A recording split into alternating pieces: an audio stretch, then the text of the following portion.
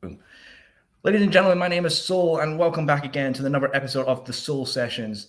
My guest today, he is EC3, the person that are telling us we should control our own narratives. EC3, how are you, my friend? I am excellent. Thank you for reaching out via the Instagram DM.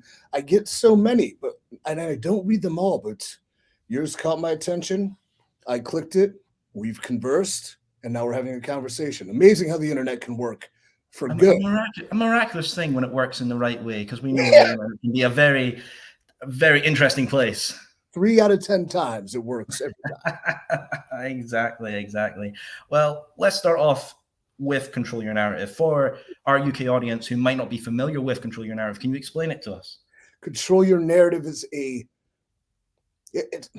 was an idea that manifested into a movement that's become an entire experiment within the pro wrestling world and within culture, apparently. And it started as me developing a character based on my real life angst and angers and things that took place, and the amount of personal satisfaction I was able to achieve creating something new, unique, and different outside any of the corporate wrestling schemes, outside of any creative team.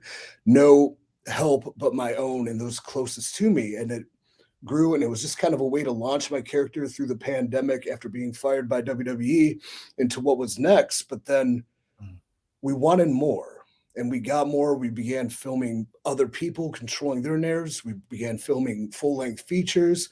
It wound up into us receiving a television deal on an upstart streaming platform. It started with us being able to run live events, and we're running Dallas, Texas, 3/31/22 at Gillies, the Southside Ballroom, controlyournarrative.co. I just want to let the international fans know, because that's why I'm here.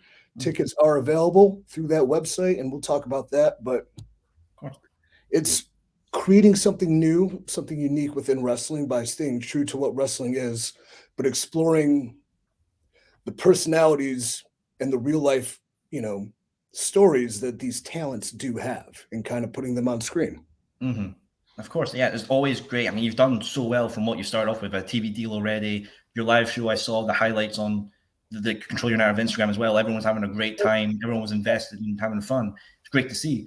My connection with Control Your Narrative, the first thing I saw was with someone who was also fired with you from WWE, was Matt Cardona. That was my first exposure to it, the very beginning. And talk us about that inception of it and reaching out to Matt to begin the narrative. When I realized how much personal satisfaction myself and my co-creator, Jedediah, aka the narrator, got out of creating it, we wanted to bring that to other people as a platform to maybe anybody that wants to reinvent themselves, anybody that wants to repurpose who they were, anybody that needs an opportunity to be discovered. Like, how can we encompass that under one umbrella? And Cardona is a very like-minded, unique individual like myself, but we're very opposite. So he kind of seemed like the perfect foil for this essential character, and his love of nostalgia and gratitude and happiness, and while mine is sort of angst and misery and like fuck the world in a sense. And then those two combating into like some sort of conflict that awakened him into becoming who he's supposed to be. And interesting enough, like Free the Narrative 1 was kind of under the radar and kind of like an experiment.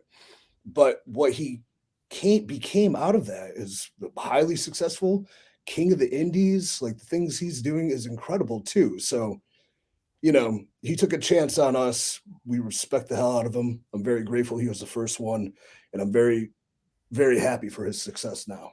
I mean, yeah, he's done absolutely exceptional for himself after the Narrative 1 special. Would you be honored in having him back for Control Your Narrative? I would love to have him back. I just don't know if he can hang anymore. We'll a little challenge. I like that. That's pretty good.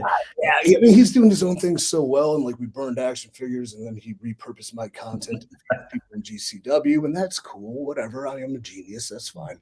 But yeah, I'd love to have him back. I would love to have, and as Control Your Narrative's growing into like a legitimate live tour, I think he would be a perfect name to be on that bill when we go to certain towns.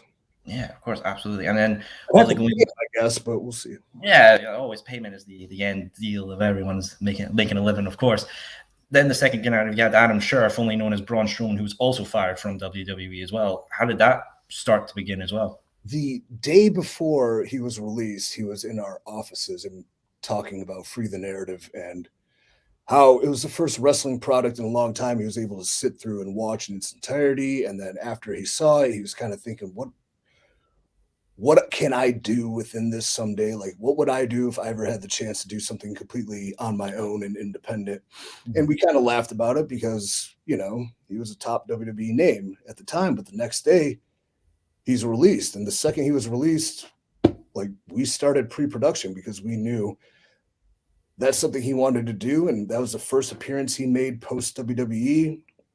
And then he became part of the brand, and now he's built in. He's part of the, I guess, office, we would say, but he's leading this charge full head of steam with me. And it's very valuable to have a name identity like Braun, aka Adam Scherr, and creating him, like killing the monster that was inside of him, was kind of the story. So he can rise something new, something greater, something his own, a Titan. I thought was very cool. And then to see where we could take that as we build, we're all building together. And sky's the limit. It helps to have a Titan on your team. Exactly. The big men always help lift everybody up. And beat everybody down. Exactly. Speaking of...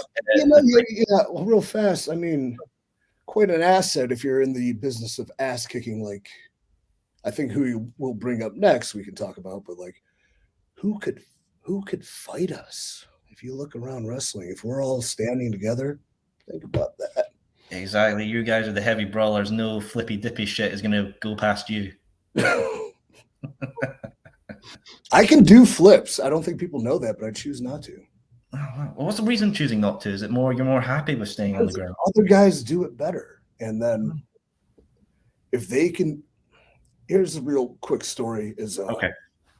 Because we talk about how I banned moves from the narrative yesterday. Yeah, we'll get to that. One of them is the tope suicida, which I would do all the time, but then like everybody's doing it like to the point where it means nothing anymore. We're all anybody going through. Okay, cool. But I remember I was teaming with Daniel Bryan in the NXT days, and we did this sequence, you can call it, that we both hit the ropes and we both suicide tope our opponents. And I'm watching it back, and I like mine was good, but then I looked at his, and it's the same move, but his was better. And I'm like, if he's doing it better, then I don't need to do it. If he's the best at it, why do I want to present something subpar to what's the best? I don't. So that was kind of my wake-up call, and that's a basic wrestling psychology that I think is lost. Right. Yeah, because as well, you've also banned the super kick as well. Yeah. Now, by banning these moves, people are freaking out, right? Yeah, there was a lot of trolling in the comments, and like people were angry. Think about how often they're used and how they mean nothing anymore. Mm-hmm. And in one Instagram post, I made them mean more than they've ever met. And since Shawn Michaels was beating people with it, not ever, but by banning it, it means more now. And then think of the hypothetical scenarios that take place. What if somebody who only does super kick somebody in one of my matches, they get their ass thrown out of the building? What if they do it behind the official's back and all of a sudden that leads to them winning the match? What a cheater. I think it's genius. Oh, hey. Hello.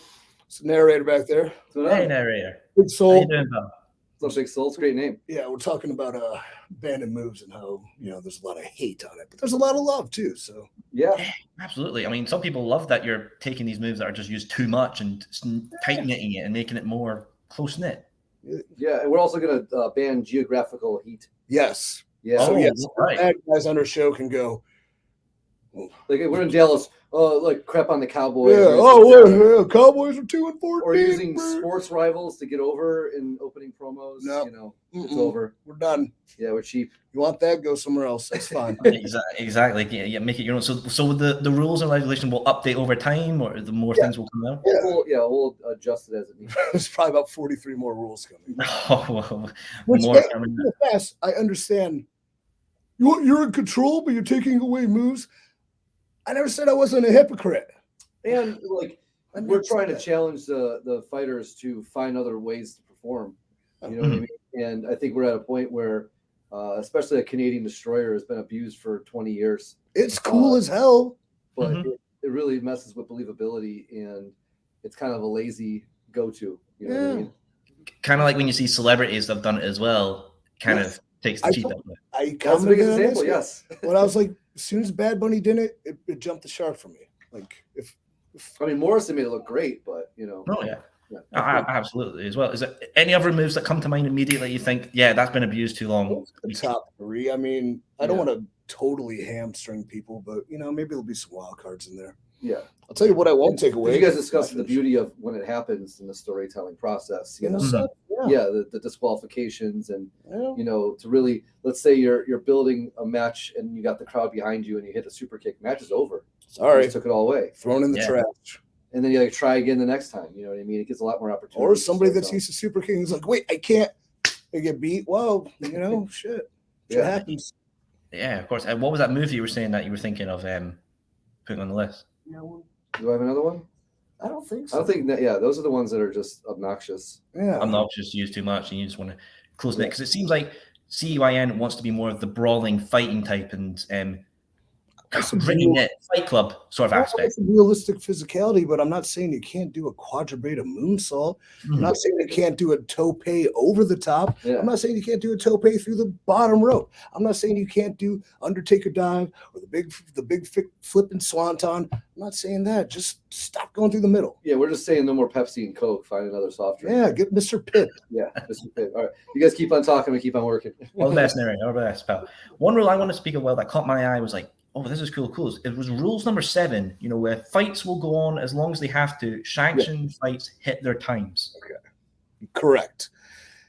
In the narrative, there is no officiating. In the narrative, the fight is within yourself. In the narrative, fights are decided by when you get knocked out, you submit, you can't stand. But because we're bringing this to the mainstream, we are required to proceed under sanctioned matches. So professional wrestling rules will abide. And yes, so a fight will go on as long as it has to, but sanctioned matches are going to hit their times. Do you know what I mean by that? Is it too insidery? I believe I understand, because sometimes there's matches say like, hey, this is a 60-minute match, you know, you're going to get your money's worth, and then maybe it goes 10 minutes and it's like, oh, I'm a bit cheap, I've been lied to.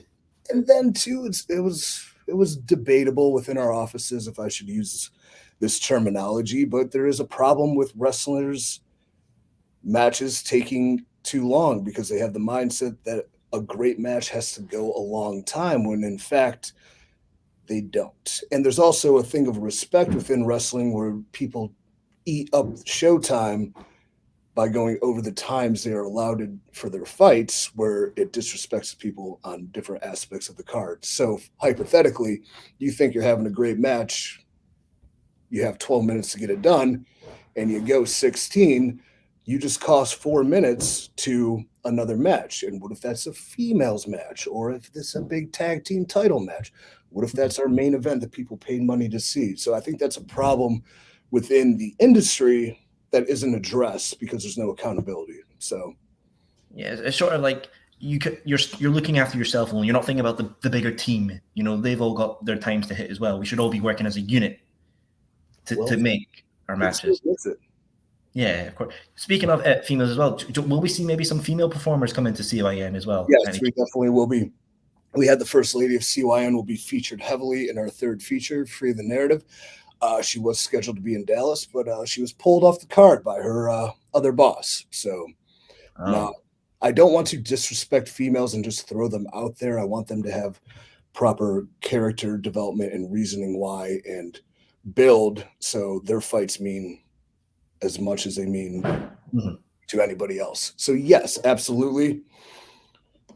Dallas, if there's the right match shows itself, we will see, but they will definitely be featured heavily. And we actually signed a big name for when we announce our next 2 live events, which will be Cleveland and Detroit. So I'm excited to announce that. Oh, that's absolutely grand. Let's speak about that Dallas show, because the matches on that card look absolutely great from the guys coming out. One I want to highlight is Flip Gordon and Dirty Dango. That's going to smash the place up, because that's going to be grand. I mean, Flip's amazing, and obviously Dirty Dango is great in his own right. Yeah, Dirty Dango, Kurt Hussey, Fandango, Johnny Curtis. I've known him a very long time. We've had our history in the past and things of that nature, but in the ring is one of the best wrestlers that you don't know is that good. So for him to have the platform and the forum to tear the house down with Flip, it excites me greatly. Plus, he's Dirty Dango. We're in Dallas. Dirty Dango's going to do Dallas, and he's going to do it right. He's going to do it hard. He's going to do it fast. He's going to do it well. So I'm excited to do it. Going to make sure Dallas is done well. Then your match as well with the Titan against Damo and Eric Redbeard. You love Damo over there. What an absolute monster machine killer. I am sacrificing my safety and my body to make sure this man is seen on America the way he should be seen. He was seen like that in NXT as part of Sanity. He was seen like that when he was part of my 5-star match at one point. He's been kind of forgotten about. And he shaves his head. He's ready to destroy. He's ready to kill. He's ready to control his narrative. I might have put myself in a position to literally be destroyed by 2 giant men, but I'm willing to do that for your entertainment. We very much appreciate it, because Damo was loved here in ICW as well. He was grand on that stage as well. So good. So very excited for him. And well as that match as well, it will be the reunition of Eric Redbeard and Titan as well, which is something in itself. My God, wow. Yeah, family values. What do they mean? What do they mean to Adam Scherr? What do they mean to Eric Redbeard? Can these former brothers get past their past to find themselves in the future? Is there still lingering issues from the past? I think that all kind of shows itself in Dallas, and it's an intriguing scenario because we've never seen it outside the corporate structure before. Yeah, it's that corporate structure as well. It can really limit people, which is a shame. People can't shine because of the corporate structure as well, which is... They can do all the suicide topes they want, can't they? Oh, yeah, indeed they can. They can't stay grounded for 1 minute. They can't say the words that come to the mind. They have to read a script. But... yeah, that's something that's pretty well. Obviously, no scripts in CYN. It's all from the heart and soul, and everyone's speaking their mind. Yeah. Sometimes it gets you in trouble, which I think you can bring up one of the next matches when somebody speaks their mind a little too much. Oh, we all like to speak our mind and what we are. What I will put up is was Killer Cross and Vincent. Very intriguing. Yeah. I mean, especially Killer Cross just said that he's going to be having his New Japan debut against Minoru Suzuki as well. That's a big weekend. It's going to be massive. I mean, I was a fan of Cross in NXT, but just the way he was treated, I was absolutely heartbroken because I thought he's so promising. Yeah, and we were like 2 ships passing the night in every company. We never actually ever met until we met about talking CYN, and his belief in the idea and the product and the mindset of it was very encouraging. And I almost was threatened because he's so well spoken and he's so unique and he's so tough.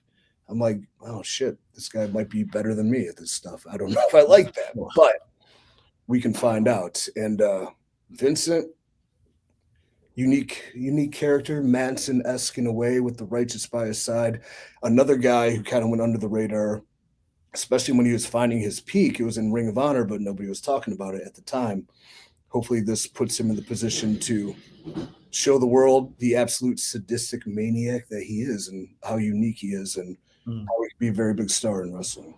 Yeah, great. Speaking of Ring of Honor, you were at Ring of Honor Final Battle as well, which you also unleashed the Titan on the same show as well. Go behind the backstage scene of that and getting Titan into that card as well. What was that like? He's hard to hide. Very hard. Just a bit. there was a lot of chicanery and sneakery and hiding people in certain places and only cluing in a couple people on what was taking place, and you kind of not revealing your grand plan or your grand strategy. So narrator Weston Blake, my boy Fodder, and Titan, yeah, it was very much an infiltration, and it was a sneak attack, if you will, but it was a way to show the Control Your Narrative brand on a bigger stage, and that, we're here, we play for keeps, we kick everyone's ass on the way to the top. Yeah, you were dominating at the end of that whole segment, and it was grand to see.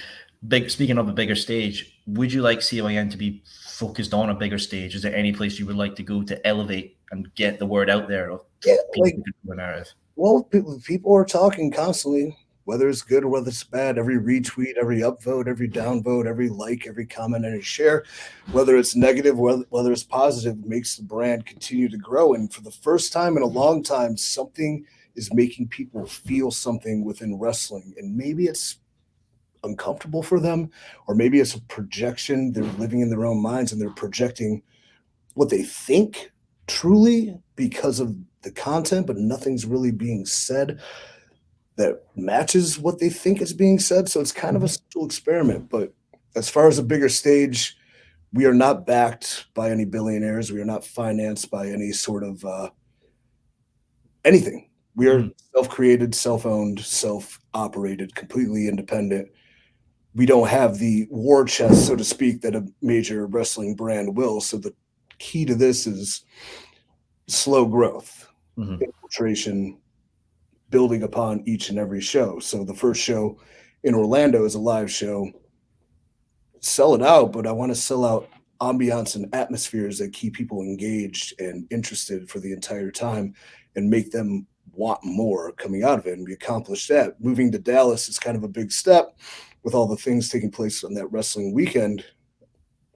There's a risk to it, but without risk, there is no reward.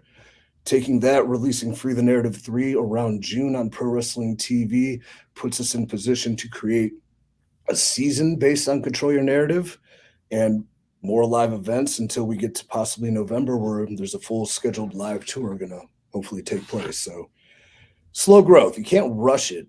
I can't go run a local or any arena and take that risk, because even if you have 2,000 people in a 12,000 seat building, it still looks shitty, perception, reality.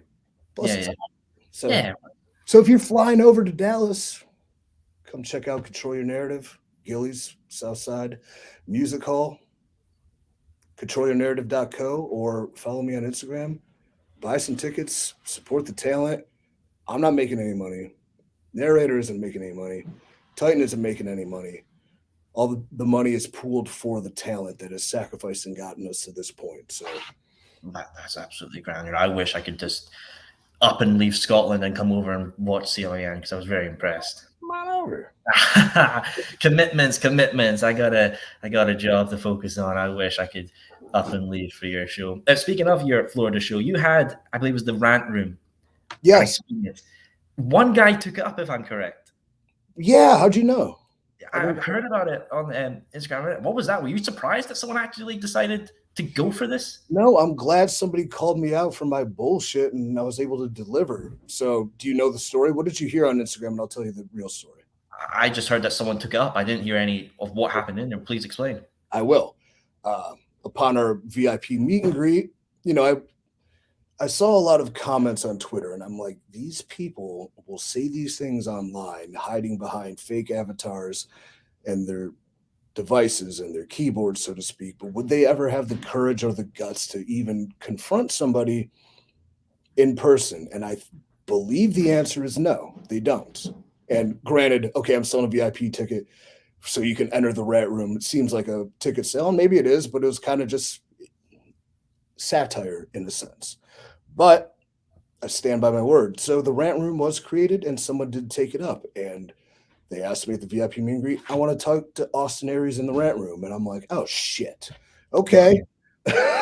Fine. All right. So I find Austin. I'm like, you have a request for the Rant Room? And he said, okay, cool. I'm like, all right. And so I grab the fan, I take him into an electrical closet where there's scotch tape on the wall that says rant room.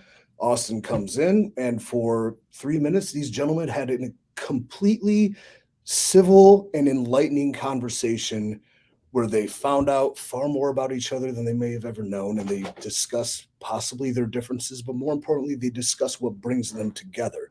And in that moment, I realized the rant room was a raging success because people had discourse. People that disagree on something spoke out what they felt and together found a suitable conclusion where maybe they don't agree, but they can coexist. And through coexisting, you have peace. And through peace, you don't have all the bullshit, hate, spewing nonsense you see online. You have something good. Mm-hmm. Yeah, it shows that even if he came with the intention of hate, he left with a positive attitude as well. Yeah, it was beautiful. And again, chalk it up to the genius of EC3 and his rage tweeting back at people that are screaming at him. So I guess we'll see the rant room return for Dallas. The rant room will be back. The one mistake I made with the rant room is I didn't include telling Talon I was building a rant room. Oh. I should. I meant it for me mostly, but a couple people took it as though I don't want someone to yell at me for 3 minutes. Like, yeah, you're right. I shouldn't put you in that position. And that's the one time I'll apologize. But at the same time, nobody's going to do it. And they didn't. But regardless, the rant room will return with a repurposed look. You can talk to me about anything. You can scream in my face. You can fucking hit me with everything you got. I'll sit there and take it. If you request a talent, I will see if they're applicable and I will give them the choice because I shouldn't put them in that position. If they decline, I will take their place in the rant room and you can spew everything you got at me and it's okay because I assure you there's nothing a person on this earth can say to me that can hurt me. Hardest shit, eh? Hardest shit. Nothing can pierce that shell. Let's speak about the internet community. We all know it's sunshine and rainbows. Why do you think people were so negative and hesitant towards CYN? I think because it challenges the norm. And I think it was because of a blatant, horrible, completely unfounded lie that started immediately after we had a dispute with another wrestling company about our venue.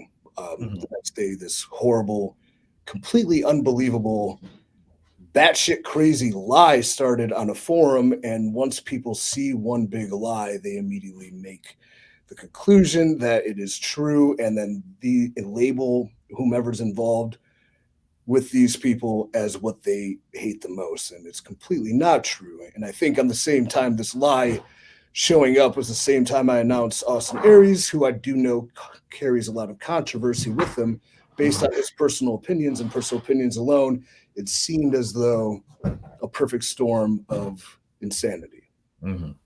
Yeah, just timing and everything. Timing is everything. But each and every lie being dispelled doesn't mean people will hear a lie and it will travel around the world before the truth wakes up in the morning and gets his pants on. I think that's a Churchill quote, who I don't know how you feel about him in Scotland, and it's fine. He has some good he's on a dartboard, shall we say. I don't understand your relations, but I get it. Hey, but that quote's pretty good, right? Yeah, we're a warrior people. We glass people for fun. Team Braveheart. Okay, I listened to the score. William Wallace, he's really cool. Drew McIntyre, totally awesome dude. Very awesome. Yeah. Let's wrap this up with one final question for you, EC3. Is there someone out there you're looking at right now whose narrative is disruptive and not positive that you think should come to CYN to fully take their narrative to the next level? Yeah, Wyndham. Oh. Bray. I don't think his narrative's disruptive. I just think he's a missing piece that can carry us extremely far, extremely fast. That would be grand. Very like-minded in a way as far as creatively putting everything into his character, because his character isn't a character, it's an extension of himself, and it's his art. And I think one thing that does challenge the wrestling fans that maybe we were talking about is that we see wrestling as art. It's not what it is, but what we see out of it and what we can create within it and outside of it and make you think about it differently. Because if you like it traditional, there's 4 or 5 other companies that are doing it that way. But if you want something different, I think people want something different, whether they know it or not. That's what we're going to offer. Of course, as long as you give people the option, they've always has that chance to look for Yeah. something different. I don't care. I don't need you. You're fine. Whatever. Go away. That's fine. Well, EC3, it's been an absolute pleasure to have you here on the Soul Sessions. Again, for our fans who are in Dallas as well, please attend the show. Yes, UK fans, if you go to Outhouse Tickets through controlyournarrative.co, I know there were issues with Outhouse and International because whatever, I don't know, shit's happening. Yeah. Shit. But they are available now on outhouse.com. Also, if you come to the show the day of, we will be there. VIP meet and greets will be available. General admission, bring your shillings, bring your pounds, bring your rubles, bring your, what's the Italian dollar? I don't know. Oh, God, I think it's not Cersei. Yeah, bring that too, you know. Yeah, bring everything. Bring your francs. Bring them all. Well, that's it. Well, hey. And bring your heart and your soul and your passion, because that's what I want. Exactly. That's what wrestling's about. We've been cooped up too long. The fans, from a performer's aspect, performing in front of the fans that are engaged and putting in the same efforts we're putting in the ring is the most important part. And we miss it. Mm-hmm. And UK fans especially bring it in a totally different way that would be a welcome addition to CYN. That's it. That's great. Well, thank you very much, EC3, for being here. Everyone in the Soul Sessions, it has been a grand time having you here. And remember, control your narrative and stay safe and have fun. That's right.